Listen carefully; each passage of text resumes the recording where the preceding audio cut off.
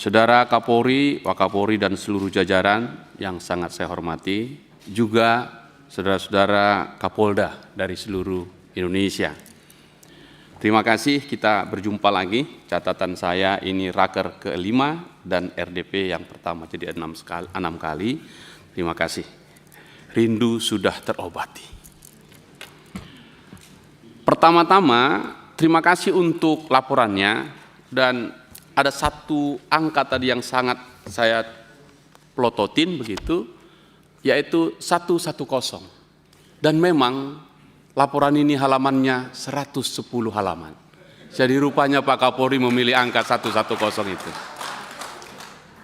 Yang kedua, atas nama masyarakat Sumatera, Aceh, Sumatera Utara, Sumatera Barat, setidak-tidaknya Sumatera Utara, kampung kami yang saya wakili, kami mengucapkan terima kasih yang tak terhingga untuk bantuan Polri yang mendampingi, menemani, menyelamatkan masyarakat di sana atas korban bencana alam yang kemarin. Sejak awal sampai hari ini dan sampai nanti tuntas, saya minta Pak Kapolri dan seluruh jajaran untuk terus mendampingi masyarakat. Termasuk Kapolda Sumatera Utara. Saya 2 kali datang ke Polda, nggak bisa ketemu karena dia di lapangan. Nggak apa-apa, karena memang bersama jajarannya ada di lapangan. Kita kasih aplaus untuk Pak Kapolda Sumatera Utara. Yang kedua, kami ingin memberikan penegasan sekali lagi. Tadi teman-teman sudah menyampaikan, fraksi Partai Demokrat, bahkan di Komisi 3 kami sudah sepakat beberapa hari lalu, sehubungan dengan posisi Polri.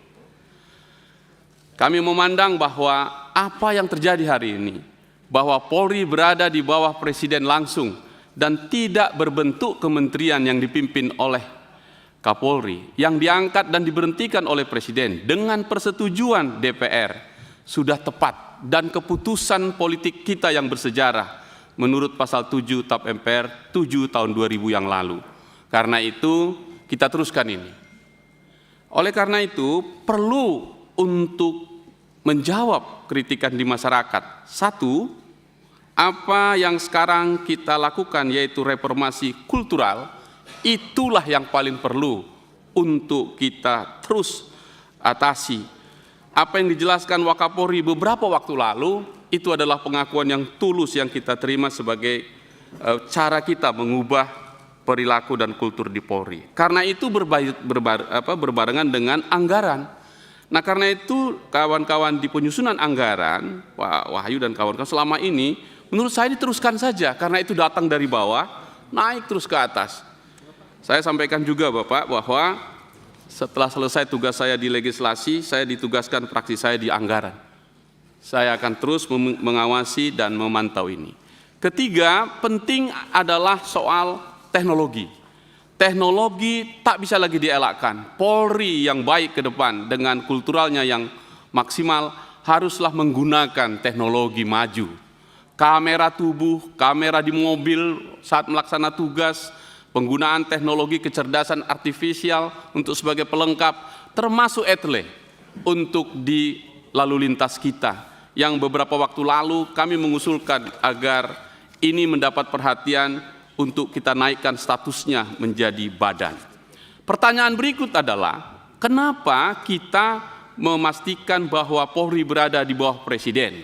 Ini argumentasi saya pimpinan. Ketika Presiden Prabowo memutuskan programnya, cita-citanya dalam satu kalimat, ialah ketahanan pangan, energi, dan air. Saya ingin memasuki di soal pangan. Saya menggunakan kata-kata all hands on deck. Itu yang sekarang dilakukan Presiden Prabowo. Apa maksudnya?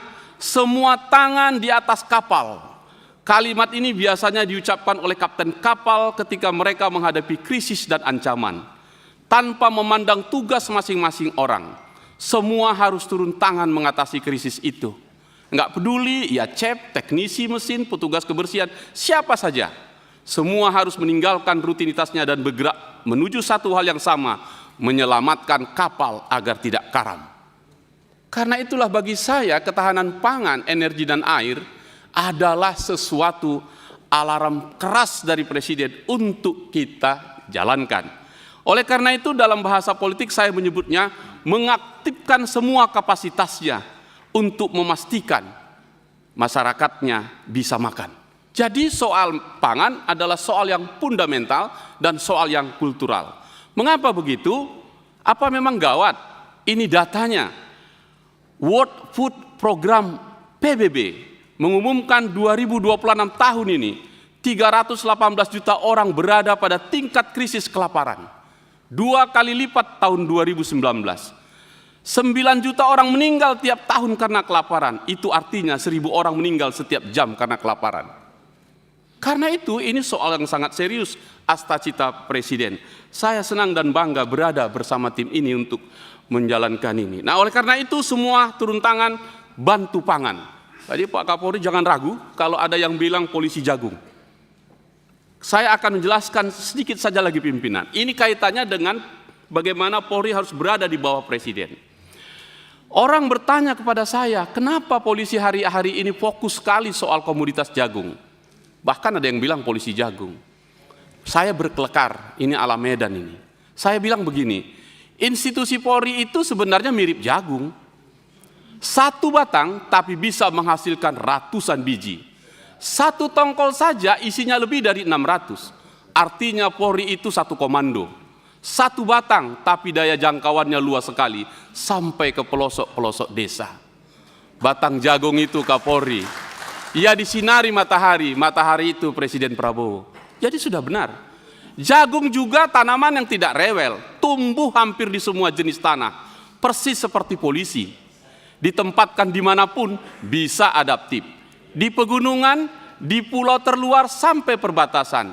Yang penting diberi mandat dan sedikit pupuk kepercayaan. Ia akan tumbuh dan memberi hasil. Dan yang paling penting, jagung itu bukan hanya makanan, tapi juga pakan ternak. Ia menopang rantai pangan dari manusia sampai ternak. Polisi juga begitu. Ia bukan hanya penegak hukum, tapi penyangga tatanan, preemptif dan preventif, bukan hanya represif. Penjaga ritme sosial. Kalau distribusi pangan terganggu, ia yang pasang badan. Kalau COVID datang, polisi yang pasang badan. Penyakit kuku dan kaki, juga polisi yang pasang badan. Tapi, Saudara Kapolri, di samping kelekar ini, saya paham juga, jagung adalah komoditas global yang demand-nya cukup tinggi. Jagung hari ini bukan tanaman kampung di kampung saya. Ia sudah jadi komoditas dunia, dimakan manusia, dibutuhkan ternak, dipakai jadi energi. Amerika Serikat paham soal ini sejak lama. Mereka menanam 91,5 juta are jagung setiap tahunnya, menghasilkan lebih 380 juta ton yang menyumbang hampir sepertiga produksi jagung dunia. Mereka tidak main-main. Jagung masuk ke 16 critical infrastructure sektor yang dilindungi negara. Saya mau bilang, jagung harusnya masuk objek vital nasional yang dikelola Polri. Baru kita masuk. Bukan soal bangunan yang harus dikelola, tapi juga pangan. Homeland Security Presiden Direktif ke-9 secara eksplisit menetapkan bahwa sistem pertanian dan pangan termasuk jagung adalah target potensial serangan yang bila lumpuh dapat menimbulkan dampak katastrofik. Jadi Amerika Serikat bagi dia jagung bukan urusan Kementerian Pertanian semata, tapi sudah masuk ke meja Department of Homeland Security, intelijen dan aparat keamanan nasional. Kenapa? Karena jagung Amerika Serikat mengendalikan pasar global. Ketika kekeringan melanda Midwest atau banjir menghantam Corn Belt, harga jagung dunia langsung bergejolak. Stabilitas politik hancur. Karena itu penting untuk kita sepakati ini. Nah, terakhir, Amerika Serikat begitu serius soal jagung, salah satunya karena jagung mereka sulap jadi bahan bakar. Itulah etanol.